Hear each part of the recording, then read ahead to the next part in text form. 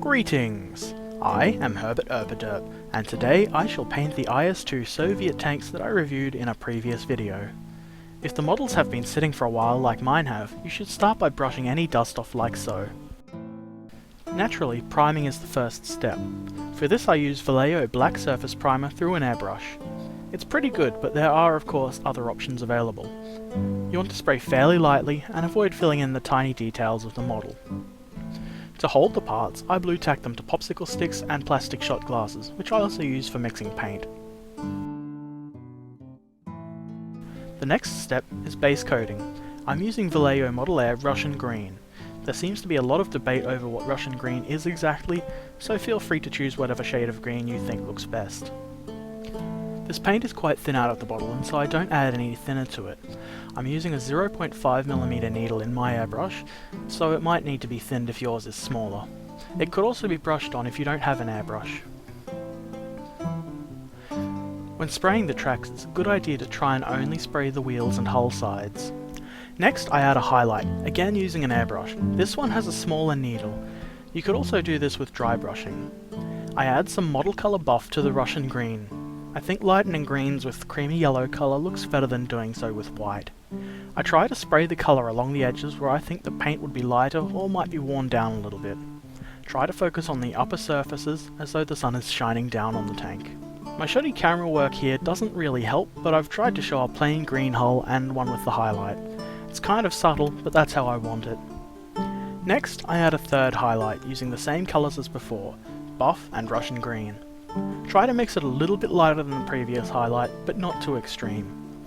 This time we're going to use a brush. For this kind of thing, I like to use a very small brush such as Army Painter's Insane Detail Brush. I paint all the hard edges on the upper side of the tank, trying not to be too messy, though again, it doesn't have to be perfect. Hit areas like the toolbox edges, the sides of the tank, the straps that hold the fuel tanks on, and any hinges or raised details. For these tanks I'm going for a relatively new and clean look, so I don't want the highlights to make the tank look too worn or damaged, so I'm keeping them fairly subtle here, unlike the extreme highlighting you might see on some Warhammer models for example.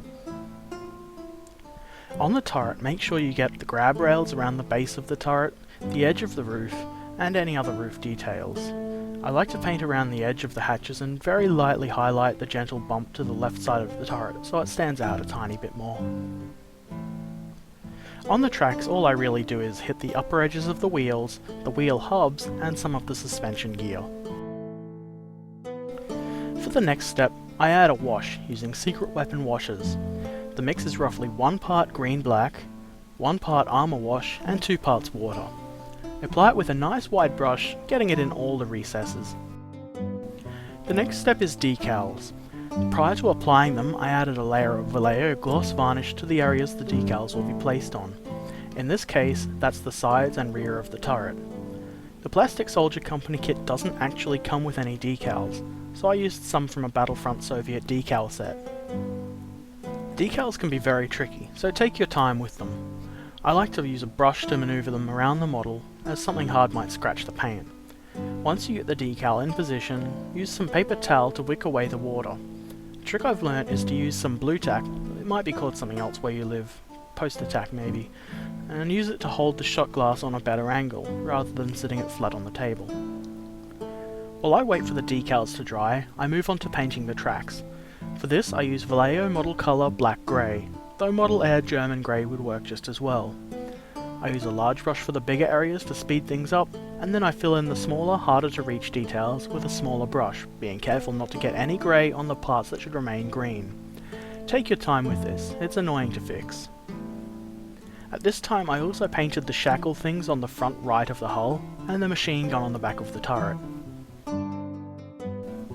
The decals are a little too clean and bright for my taste, so I weather them down a little bit. I use a fine brush to apply Secret Weapon Concrete wash to dull the white a little bit, being careful to only paint the white parts. Then I roughly go over them with Army Painter Soft Tone to dirty them up a little bit. Next I gave the tracks a wash of 50% Army Painter Dark Tone and 50% water. Just slosh this on with a nice big brush. Don't forget to get the undersides of the tracks. Brush some over the tops of the wheels and into the suspension gear. Don't worry if you get it on the fronts of the wheels, the tracks are meant to be dirty. Next I use some foam to add chipping. This is just the packing foam from Flames of War blister packs ripped up into a suitable shape. The colour I use is a mix of Vallejo black grey and Mahogany Brown, which I think gives a convincing look of dulled steel. All you do is grab some paint on your foam, wipe most of it off, kind of like dry brushing, and then gently dab it onto the model, being very careful not to drag the foam across its surface. Up and down motion only, otherwise you won't achieve the desired effect and it will simply make a mess. Aim for places where the tank might receive wear from being climbed on or brushing against things. Raised edges and hatches, for example. Of course, the same goes for the turret. Don't be afraid to hit the decals, doing so will only add to the effect. That's why I like to add them to the models before any weathering stages. As you can see, it's a fairly effective technique, and this is where I leave it at this small scale, though if you want to get crazy you can highlight the green around the chips and add some different shades of grey or metallics to represent fresh scrapes and dings, or this step can be omitted completely. The camera was off while I added a coat of gloss varnish to the model and glued the tracks on, but I'm sure you can figure out how that might have looked. The next step is to add some army painted dark tone to some of the gaps and lines. The gloss coat will help with this. Use a very fine brush and add the dark tone to the lines and gaps like on hatches, between plates of armour and under raised surfaces. The green wash done earlier will have already gotten into some of these areas. This step is just to darken that up a little bit and add extra depth. Applying this after the protective gloss coating will allow capillary action to work better to help fill in the lines rather than just staining the green paint. Next, I like to do the same for the grills, except I use Secret Weapons Heavy Body Black. Just slap it in there. For the rearmost grills I like to wipe away the excess with a finger so that the upper part remains clean. I use the Heavy Body Black because it dries a bit darker and I feel it adds more depth to the grills. You can of course use the army painted dark tone for this instead.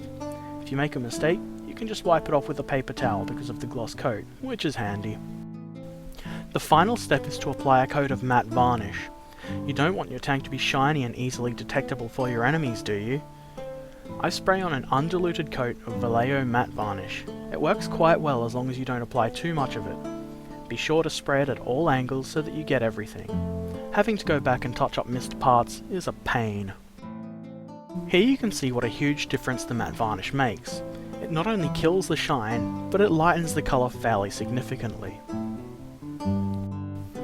Here is the finished product, ready to go forth and crush the fascist invaders. I think they turned out pretty good.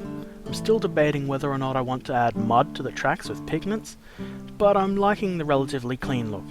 Perhaps these tanks have been fighting in a city or something rather than ploughing through muddy fields.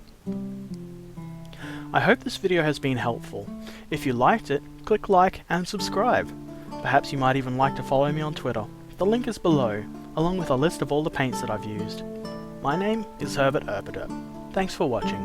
Farewell. Tank, get down from there. Bad tank.